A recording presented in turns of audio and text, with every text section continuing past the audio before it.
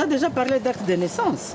Jamais. Leurs actes de naissance, ces 5 femmes les ont longtemps cherchés parmi ces vieux documents jaunis.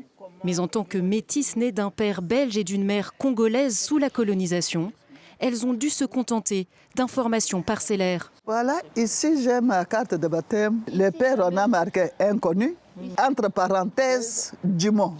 C'est tout ce qu'on avait, nous, qu'on pensait, c'était ça notre carte d'identité, les cartes de baptême.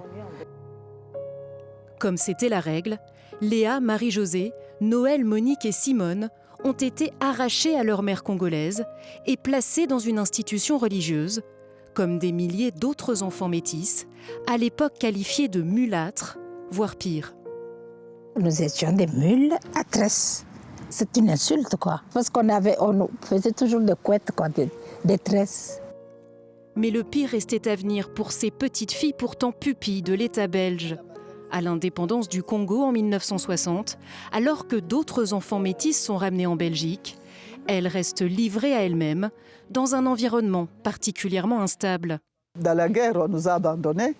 Il y avait des milices qui ont profité des filles. Là. On était devenus des jouets de milices.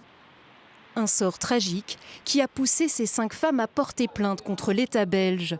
Déboutées en 2021, elles espèrent aujourd'hui obtenir réparation en appel. À l'approche de l'audience, leur avocate préfère réserver ses nouveaux arguments à la cour. Léa, elle, espère plus que les excuses qui avaient été présentées en 2019 par le Premier ministre de l'époque. L'État belge a reconnu ses torts.